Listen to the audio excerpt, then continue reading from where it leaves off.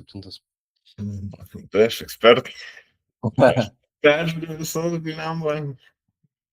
Peržiūrėjau visus podcastus, įrašom ir paskui dar peržiūrėjau pats save. Dar kartą peržiūriu, dar kartą savo pilos duodu tam tikros vietos. Bet tai irgi savotiškas augimas čia yra, apskritai aš esu tokia visai labiau uždaresnė asmenybė, šitas man toks minimalus iš komforto zonos, aišku, jau čia kažkiek jau išeita su praktika, su patirtim, bet jo, tobulėjimas visose srityse.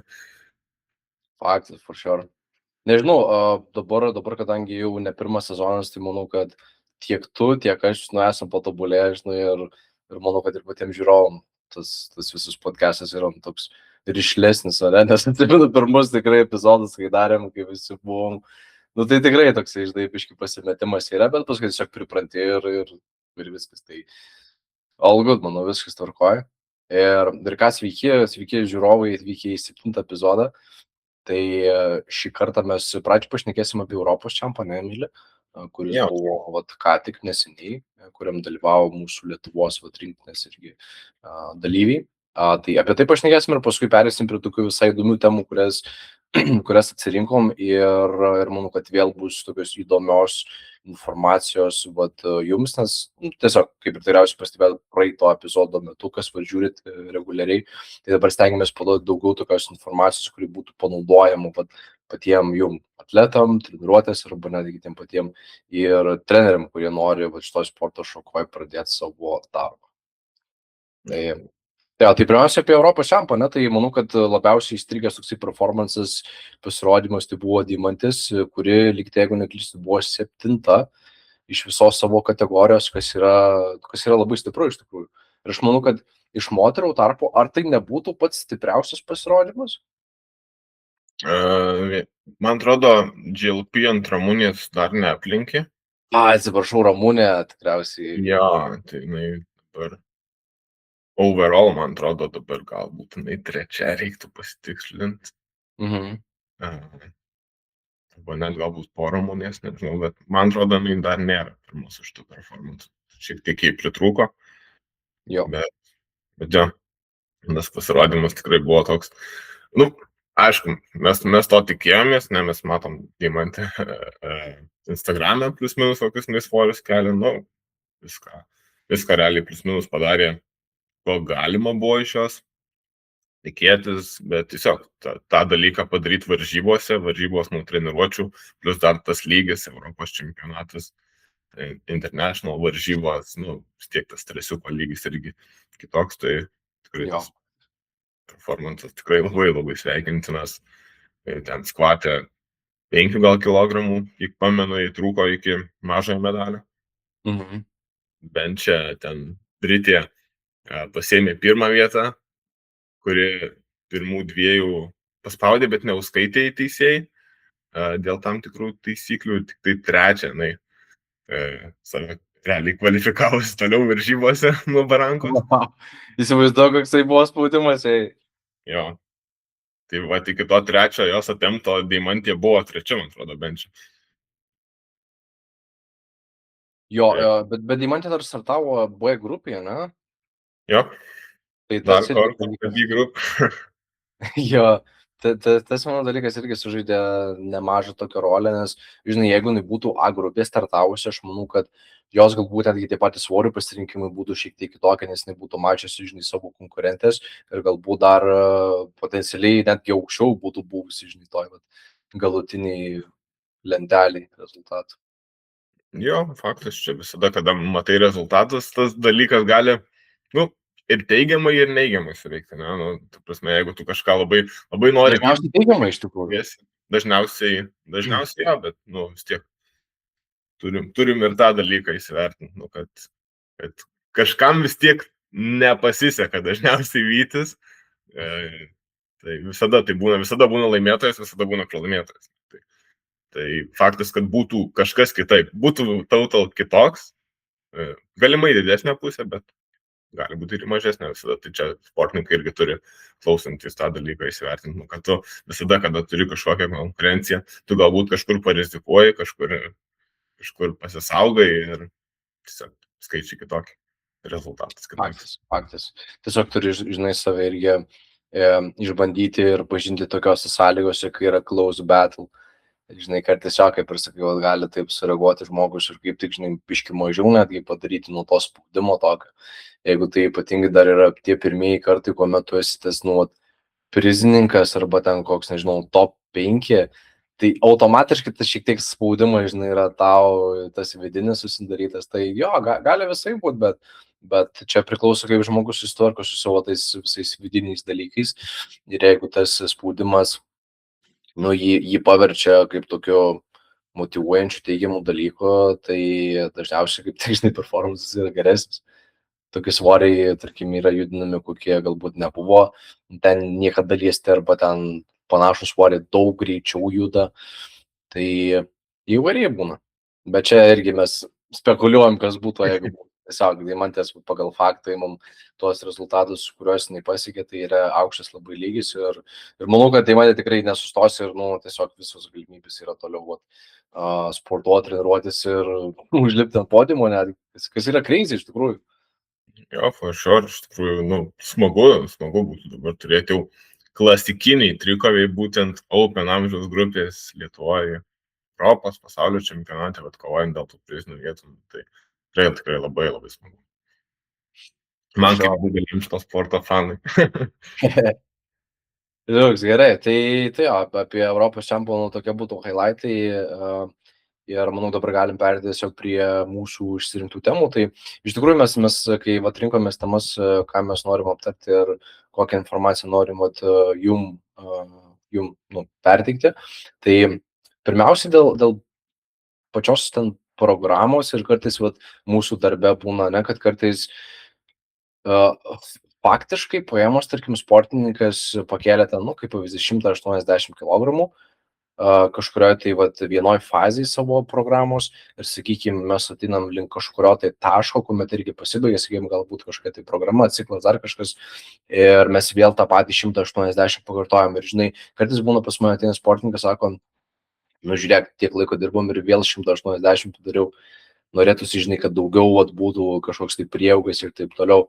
Bet, žinai, kaip kartais būna, kad tiesiog pasižiūri vėlgi pagal tą patį faktą, kad ta 180 čia, kuris anksčiau buvo padarytas, jisai ten buvo RP 10, jisai buvo visiškas grinderis, galbūt ir technika nebuvo pati geriausia, bet paskui po ten kokių, 5 savaičių, tas vėl 180, jisai paėdėjo, žinai, ant kokius 7 RP ar 8 RP, su daug geresnė technika ir vos ne kaip paskutinis warm-upas paėdėjo, žinai. Tai toksai dalykas, kaip paskirti, kad vis tiek yra tas progresas. Tai paprasčiausiai paėmus tokius apčiuopimus matmenis, pavyzdžiui, kaip atsakau, RP10 buvo tas svoris, dabar RP7-8, žinai, juda. Tai kartais būna ir taip, ir tas progresas nebūtinai tik tai plius kilogramų ant štangos, prieaugis kažkoks yra, kartais progresas yra tiesiog geresnė technika, greičiau pajudintas svoris. Čia irgi yra progresas. Jo, faktas. Iš tikrųjų, net sakai, sakykime, 108 ir po 5 savaičių maždaug vėlgi 108. Tai jeigu tu po 5 savaičių pakartoji tą patį svorį, lengvesnį RP, tai čia yra labai didelis progresas, mano nuomonė, nes jo progresas, dar ko nepaminėjai, gali būti ir tiesiog, galbūt tavo backofai sunkesni, paskui tu tiesiog didesnį darbą bendrai treniruotis, po to 108, žinai, padarai lengviau judinai. Tai čia irgi yra progreso dalis, tai faktas, tiesiog greitis, technika ta pati, bendrai pasitikėjimas yra progresas tam lifte, tai ja, daug iš tikrųjų tų progreso faktorių. Vėlgi, reikia įsigryninti ir atletui su treneriu. Galbūt šiai dienai trenerio vizija nėra, kad tu eitum į kažkokį labai naują lygį, nes mes kaip treneriai, turim netgi ir tokią galimybę, sakykime, ant tam tikro lifto minimaliai prilaikyti atletą, kad galbūt net jam to nežinant, kad būtent tas kitas liftas galbūt daugiau atsiskleistų ir pasirodytų. Tai čia tą tokį big picture reikia. Jo, žinai, kas dar tokia kaip galima šitą temą dar į kitą temą tokią tranziciją padaryti labai gražią, tai, žinai, kai yra kažkoks tai vat kvestionavimas kažkokių tai sprendimų, kažkokios tai situacijos, tarkim, kad vat, mes neturim progreso, mes galbūt kažką turėtume kito keisti, daryti, žinai, ir taip toliau. Tai čia tas dalykas veda link tokio, žinai, kaip čia pasakyti, nepasitikėjimo ar kvestionavimo, žinai, perteklinio tokio. It's okay paklausyti, tarkim, trenerio, žinai, kokia yra vizija, koks mūsų yra dabar planas, kažką giliau, ta prasme, paklausti, žinai, kokia yra priežastis, kodėl mes taip darom kažkokius dalykus, tai yra okay, bet, sakykime, jeigu vat pradeda atletas kažkaip tai manyti, kad mes kažkokius blogus sprendimus darom, kad galbūt kompetencija mano trenerio nėra, žinai, gera, tai vat čia irgi yra didžiulis red flagas ir iš tikrųjų netgi savo praktikoje esu turėjęs tokių situacijų, manau, kad kiekvienas treneris susidurs anksčiau ar vėliau su tokiais dalykais, nes su įvairiais žmonėms tiesiog tenka dirbti.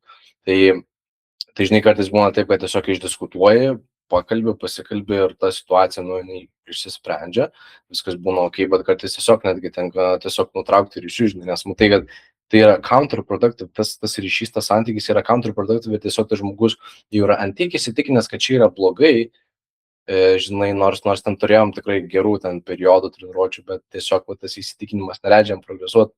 Čia yra ta tokia nematoma dalis, kodėl sportininkas ten progresuoja. Jo, visiškai šitoj vietoj pritariu iš tikrųjų.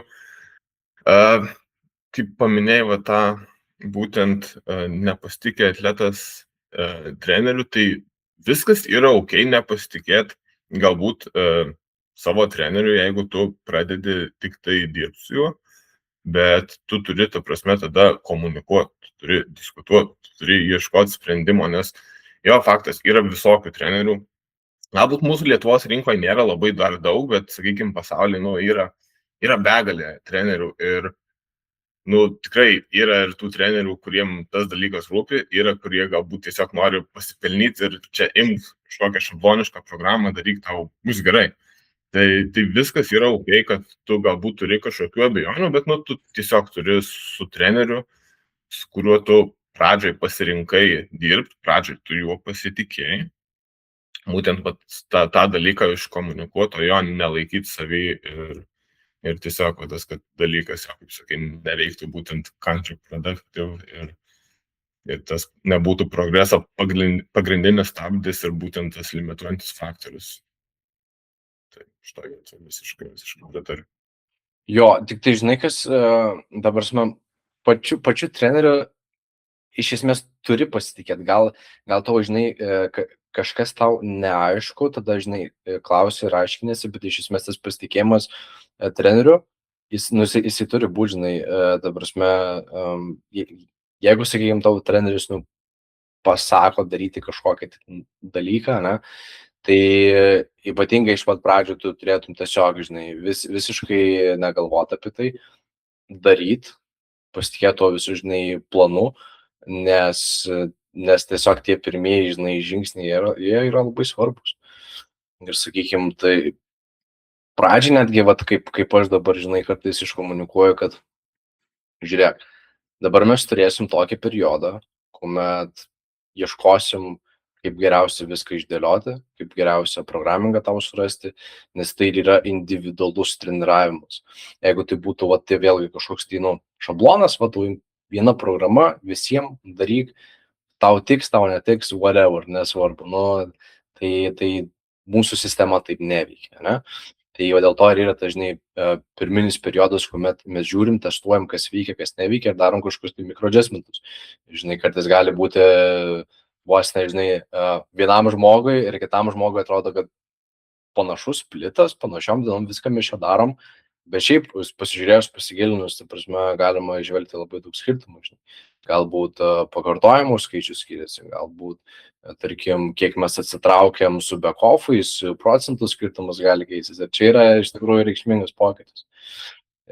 Nuklydau biškį į lankas, tai Žodžiu, grįžtant prie to pasitikėjimo, žinai, ir taip toliau, tai jo, čia yra labai svarbus dalykas ir jeigu nėra to vat ryšio išugdyto iš pat pradžių, tai labai yra didelė tikimybė, kad tas visas santykis su treneriu ir atletu jisai kažkada baigsis ir nebus to, žinai, tokio didelio progreso. Tai čia tiesiog reikia pačiam atletui suvokti, kad jam reikės dirbti labai stipriai. Ir treneriui reikės irgi labai stipriai dirbti. Taip, pastemt visada yra, kur abiem pusėm, grįžtant dar jau prie tos temos, tai treneris vat, yra tas ramstis, kuris, tiesiog jisai nėra tam, kad tau įneštų kažkokio triukšmo galvoj, kad tau čia galbūt reikia to, galbūt reikia dabar mes darysim taip, dabar darysim kitaip, kodėl mes tai darysim ir taip toliau, o kaip tik, kad tau tą triukšmą galvoj nuslopintų, kad tu tiesiog turėtum atlikti atleto darbą, ateiti treniruoti, spaust maksimumą, išeiti iš treniruotės, pasirūpinti savo recovery ir viskas. Tiesiog tu ateini atidirbti į salę, atidirbi už salės ribų savo atleto rolę, tau ten nereikia galbūt 100% visko žinot, prasme, kas, kodėl, kaip ten ir taip toliau. Tiesiog tu turi tą daryti dalinai paprastą, bet, patį ir pagrindinį darbą, nes vis tiek viskas priklauso nuo tavęs kaip atleto. Jo, ir žinai, tas dalykas irgi žinojimas. Aš irgi realiai anksčiau šito dalyko neakcentuodavau, žinai, bet dabar irgi, kai yra daugiau patirties, daugiau visokių situacijų patirta, tai iš karto irgi, žinai, mėgstu pasakyti, kad, prasme, mūsų santykis yra kaip treneris ir atletas. Nes kartais, žinai, tikisi, kad, dabar jau tu man papasakosi, kaip čia treniruotės, iki, žinai, visus teorinius kažkokius tai pagrindus, kuo čia remiasi tavo, žinai, visą sistemą ir taip toliau. Tai jo, tai šito dalyko realiai, pas mus kas treniruojasi atletai, to dalyko negauna iš tikrųjų, nes tai yra, kaip ir sakiau, tarp atleto ir trenerio santykis. Tai yra treniravimas, tai nėra mentorshipas, žinai, toks, kur jau mokai kažkokių tai konkrečių, žinai, strategijų, kaip spręsti problemas, kaip programinti ir taip toliau. Tai kartais irgi, žinai, tavo dalyko tikisi, bet žmogus negauna. Tai iš pat pradžių reikėtų išsigryninti tas, tai, ko tikisi tas sportininkas atėjęs, nes kartais būna nusivylimas. O, tai kodėl tu man nepasakai, žinai, kažkokių dalykų? Aš sakau, žinai, ką tu reikia žinoti kaip atletai, bet jo, kartais tokių irgi, žinai, būna, kur labai labai norisi giliai žinoti, kodėl visus dalykus, tai irgi išvelgiu kaip limituojantį faktorių. Nežinai, kažkokių tai gilių dalykų atletui kaip ir nelabai netgi reikia žinoti, žinai, kaip ir šnekėjom, tiesiog tu turi fokusuotis į savo dalykus, ką tu turi atlikti kaip atletas ir viskas. Ta prasme, tu geriau fokusuokis į geresnį recovery, žinai.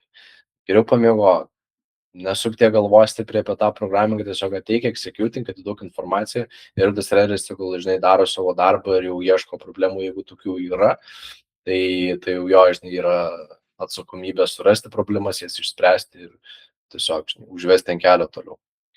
Jo, tai faktas, vis tiek mes kažkiek nuo tos informacijos atletui paduodam tiesiog vien dėl to, kad bendrai jisai tokį turėtų asmenybės augimą, filosofijos formavimas, nes vis tiek su advanced lifteriu, kada jisai truputį daugiau dalykų supranta, kada jam yra bendrai paprasčiau tada susidaryti viziją, kur jis nori būti, kokiam lygiai jis nori būti, kada jisai mato tuos pavyzdžius didžiuosius.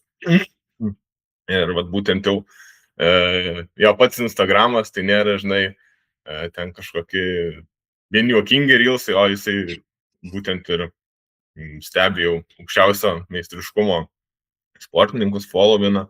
Tai tiesiog tas visas, kad pats jisai matytų tuos dalykus plačiau, konkrečiau, suprastų daugiau ir kartais galbūt net pats save tada pagautų, kad aš čia toj vietoj, ten aš tikrai nedaspaudžiau, aš ten galėjau pasistengti ir dabar aš negaliu toj vietoj, sakykime, skūstis net treneriui, nes aš pats žinau, kad aš blogai padariau, kada tas atletas tiesiog yra pats labiau advanced ir daugiau dalykų supranta. Jo. Faktas. Jo, tai iš tikrųjų, vat, geras pastebėjimas tavo, žinai, kas dar yra svarbu ir šitą temą susiplendina labai gerai, kad pats atletas turi stengtis visada nulatos, jeigu tai yra naujas atletas, va turiu omeny. Jisai turi, žinai, į šitą visą community stengtis, žinai, semtis visų tų dalykų. Ir kas powerliftingas iš tikrųjų yra. Reikia jam pačiam aktyviai irgi stengtis, tiesiog ieškoti po to atsakymo, kas tas powerliftingas yra, žinai, iš tikrųjų. Nes jo, kartais tiesiog atrodo treniruojasi žmogus, bet pasito viso, žinai, maisto kaip powerlifterio, nėra. Ir tai irgi tam tikrų periodų pastebi, kad tai yra, limituojantis faktorius. Tai žmogus turėtų, žinai, aktyviau įsitraukti į tą bendruomenę, pasižiūrėti, kaip, žinai, kiti powerlifteriai daro visus dalykus ir taip toliau.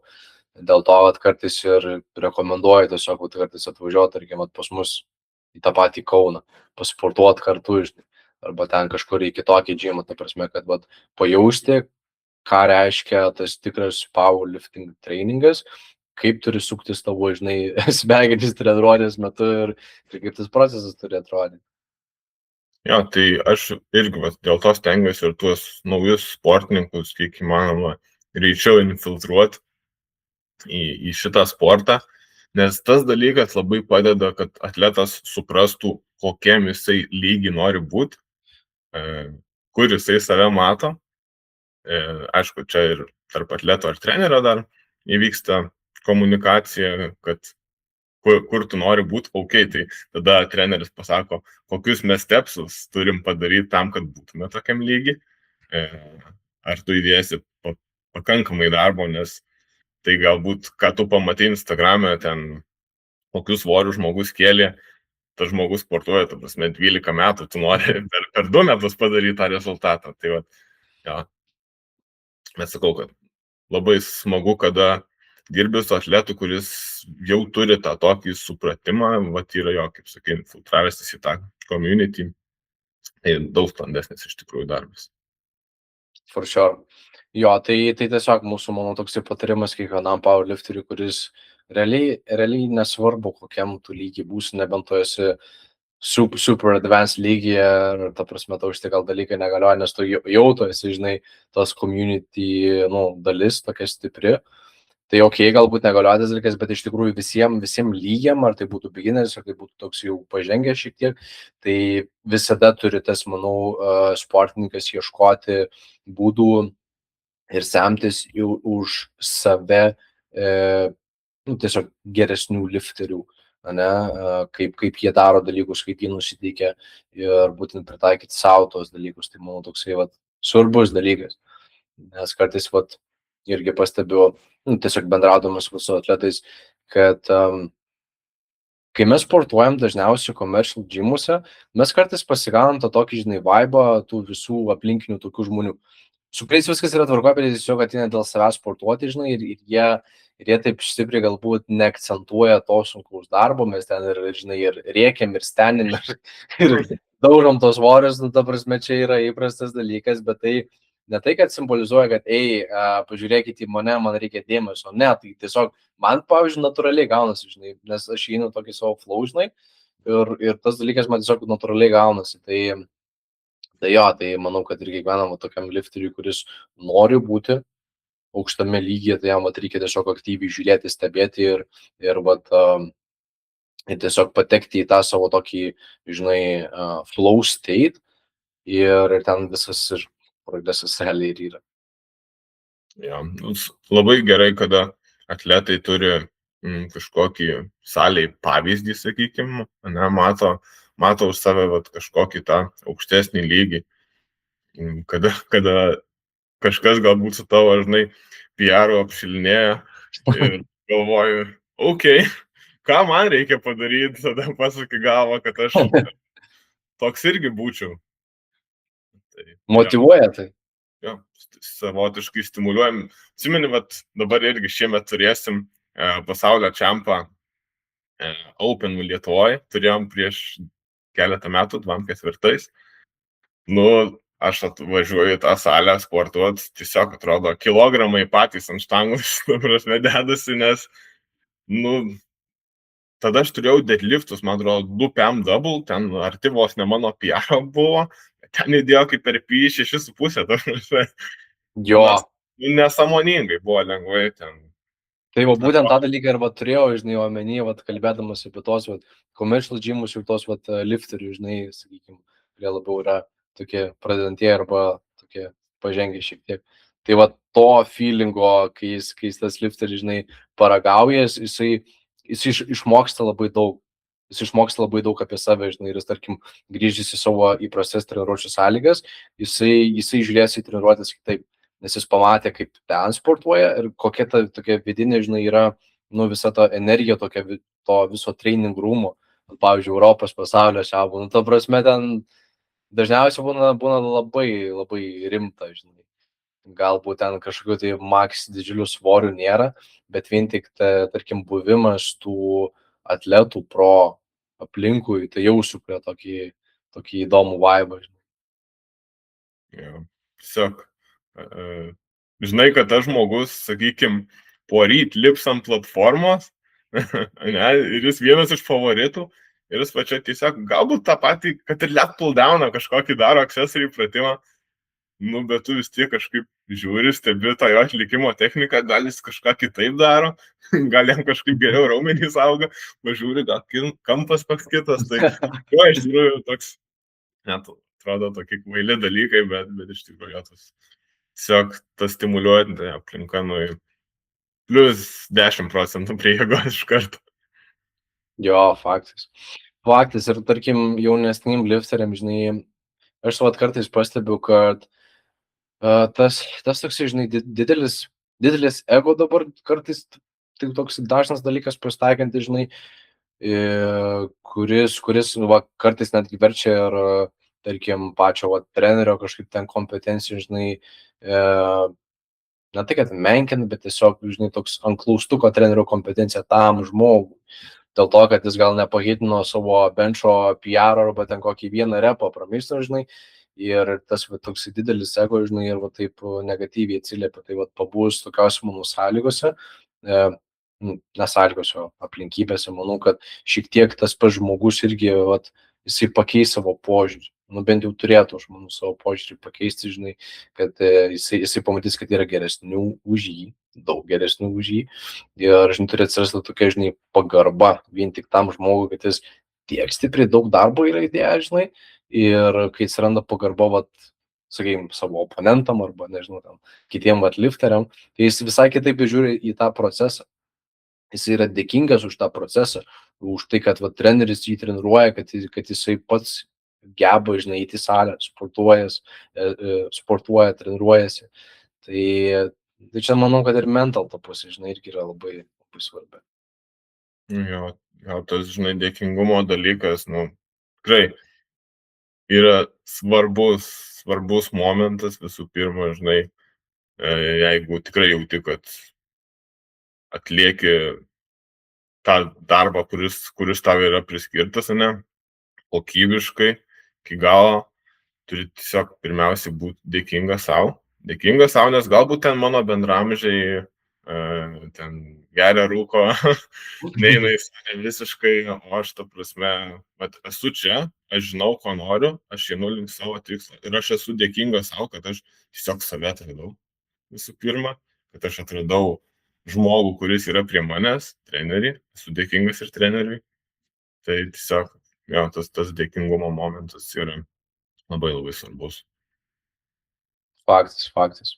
Jo, ta prasme, irgi reikia padėkoti savo, padėkoti Dievui, ta prasme, kad tu esi sveikas, kad tu gali treniruotis, kad tu gali pušinti, nes pats irgi, žinai, susiduriu su daug tokių visokių skausmelių, uždegimų.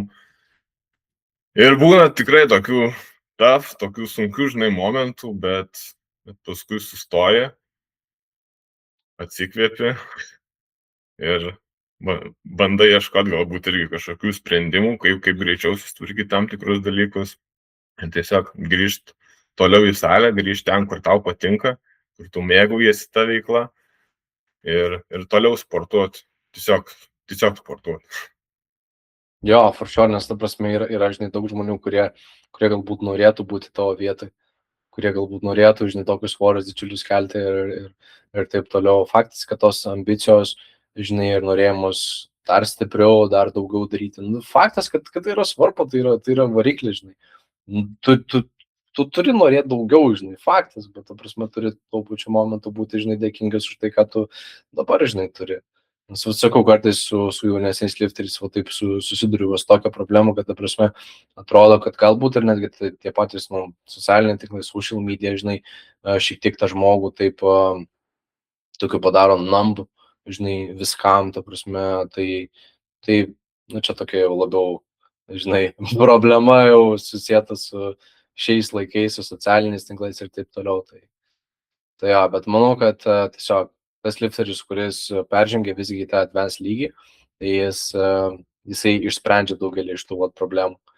Žinai, ir automatiškai jam ir pačio jo gyvenime pačiam, žinai, tas dalykas labai padeda. Nes kartais diskutuojam, žinai, su atletais ir jie kartais pamiršta, kai kurie žmonės, žinai, kad, ta prasme, tai, ką mes darom salėje ir netgi tarp treniruočių, tai tiesiog atsiliepia mūsų absoliučiai asmenybės augimui, žinai, mūsų gyvenimo ir ten, nežinau, mes ten, nežinau, darysim verslus kažkokius, tik kursim, ar ten mes sieksim karjeros laiptų kitais būdais, žinai. Tai tas dalykas, mums irgi labai stipriai padeda, žinai. Mes antiek turim tos valios, tos disciplinos, kad palyginus su tiesiog, žmogumi, kuris galbūt nesportuoja, mes dažniausiai esam pranašesni šitoj vietoje, nes mes žinom, kas yra ta kantrybė ir kiek reikia, žinai, sakykime, būti kantriu, kiek būti kantriu, kad išlaukti to rezultato, kad dirbti kažkurį laiko periodą be jokio apčiuopiamo kažkokio progreso, bet paskui pamatyti rezultatą, žinai. Tai tas, žinai, treningas, tas powerliftingas pats, tai sakyčiau, kad jis visose sferose gyvenimo jis yra naudingas. Faktas visada, kur save kažkiek irgi verti, bet būtent būti tiesiog aukštesnių lygių, pušinė, ne? Tai visada tas dalykas, ta prasme, atsilieps teigiamai. Iš tikrųjų, aš matau, kaip tik šių laikų, tam jaunime, kuris jau yra žengęs į advanced lygį, kada jau tą padėjęs koją į sekantį laiptelį, kur international varžybose dalyvauja, aš kaip tik atrodo, matau tą tokią brandą savotišką ir kaip tik atrodo, pats, žinai, noriu dalinai pasimokyti dar iš savęs, nes pritaikyti, nes, vis tiek, nesam visi tobuli ir, žinai, aš pagalvoju, aš 19 metų, ten 18 tikrai, atrodo, nebuvau tikrai su tokia branda, žinai, ir galiu tik tai, žinai, pavydėti ir tiesiog noriu, kad, aišku, jiems sektųsi, žinai, toliau ir labai įdomu stebėti tą visą jų procesą, tą visą bendrą augimą, ne tik svorio ant štangos augimą, bet tiesiog tą visą asmeninės augimą. Jo, faktas. Žinai, kiekvienas žmogus kelias yra skirtingas. Irgi, žinai, galima pasižiūrėti kokią 18-metį arba tą patį, žinai, mūsų Aivarą. Aivaro rezultatai yra wow. Daugumai, manau, Lietuvos atletų, jos svorio kategorijų ir ne tik, yra labai labai stiprus. Tai, žinai, galima jį pasižiūrėti ir kažkam sakyti, kad, jis yra gifted ir jam pasisekė ar dar kažkas, ne, bet jis tiesiog, žinai, pradėjo ganėtinai anksti. Jisai pradėjo ganėtinai anksti taip pat ir profesionaliai žiūrėti tą dalyką. Paskui mūsų keliai, žinai, susėjo, pradėjom dirbti. Iš pat pradžių irgi neturėjom mes ten kažkokių, tai, žinai, super wow gainsų. Žinai, kad ten iš karto tik tai, žinai, pradėjom dirbti ir iš karto viskas skyrocketina ir ten į viršų paeina. Ne. Bet, žinai, po kurio laiko pamatai tą įdirbį ir tą būtent efektą, kai tiesiog nuoširdžiai stipriai dirbi ir duodi savo laiko. Tai jo, tai kaip ir sakiau, kiekvieno kelias yra, žinai, skirtingas, kai kas ten 15 pradeda, kai kas ten 20 pradeda, tai, žinai, sportuoti ten rimčiau, tai čia kiekvieno žmogaus, žinai, skirtingas tas kelias ir tas kelias, žinai, vis tiek kažkur tai nuveda. Ar tu anksčiau, ar tu vėliau pradėsi, bet tu vis tiek, aš esu didelis toksai, žinai, tikėtojas, optimistas, kad vis tiek, kad ir kaip tu ten vėlai gali pradėti, žinai, bet vis tiek, jeigu savo duosi laiko, tu gali vis tiek rimtą rezultatą parodyti, sakykime, po to, kai skirsi ir investuosi pakankamai laiko. Tu vis tiek gali būti rimtam lygyje. O kokiam rimtam, tai sunku pasakyti. Laikas parodys, bet tikrai, sakau, ar ten 20 pradės, ar ten 20 kelių, vis tiek turi dar pakankamai laiko, kad ištestuoti save ir pamatyti savo, žinai, tą potencialą. Jo, paminėjai laiką, bet nepaminėjai va to būtent įdirbio, nes tas va įdirbis ir jo, laikas yra svarbu, taip, tai yra labai long, sakyčiau, sportas, kuris, šiaip aš manau, kad šitas sportas kaip tik, vienas tokių mažiau genetiškai svarbių, galbūt net taip galėčiau pasakyti, nes galima pažiūrėti, tarkim, tuose kituose sportuose, tu nori būti krepšininku, bet tu gimėjai ten 1,7 m, įmanoma. Ir mes matėm, ta prasme, pavyzdžių NBA, bet ten dar beprotiškai daugiau, ta prasme, to darbo, to įdirbio, žinai, reikia įdėti. Tai va, tą irgi dar turiu omeny, nes tas, va, kokiam tu lygiai nori būti, tu turi, jo, pats nuspręst, bet nuspręst realistiškai pagal tai, kiek tu gali tam paaukoti, kiek tu gali būti tam dedikuotas bendrai savo gyvenimo veikla, ne, ir jo, tuo laiku, žinai, irgi, nes jeigu aš turiu 5 metų terminą, pušinsiu belė kaip stipriai, kad būčiau ten aukščiausiam lygiai, pradėjau 25 ir turiu 5 metų terminą iki 30. Pradėjau nuo 7 kg skvato. Ar man pavyks? Sunkiai. Dar, Emili, vienas toksai dalykas, kurį irgi būtent iš tų, žinai, interviu, kuriuos mes darome su naujais atletais, tai dar kartą, žinai, pastebėjau tokius dalykus, kad kartais žmonės ateina nauji ir jie galvoja, pasižiūrėti, tarkim, kitus atletus mūsų, kurie ten turi aukštus rezultatus, ten asmeninius rekordus, ten dažnai savo gerina ir taip toliau. Jie galvoja, kad, žinai, būtent mes kažkokią tai turim ypatingą ten programą, ar ten pats, žinai, darbas su mumis jiems atneš labai ypatingų gainsų. Tai šitoje vietoje, manau, irgi tie, kurie žiūri ir yra susidomėję, tarkim, ir nori daugiau apie mūsų sistemą sužinoti, tai, iš esmės, kažko stebuklingo ir pats faktas, kažko stebuklingo mes realiai negalim pasiūlyti, ne? Ir pats faktas, kad, tarkim, žmogus pradeda dirbti su mum, tas dalykas, jisai negarantuoja nesveiko progreso ir didžiulių gainsų. Kai, žinai, norisi labai to didelio progreso spurto, tai vien tik su mumis dirbti realiai, neužtenka. Reikia labai daug iš savęs įdėti pastangų, nes, sakau, kartais būna taip, kad, žinai, tikisi to, kad vien tik kažkokia stebuklinga programa, čia labai gerai suveiks ir bus labai geras progresas, bet dažniausiai būna taip, kad tiesiog reikia vis tiek labai sunkiai dirbti. Faktas, nėra kažkokios magic formula, jo, mūsų efficient brandas, galima taip pasakyti, kad yra skirtas visiems, kurie nori stengtis.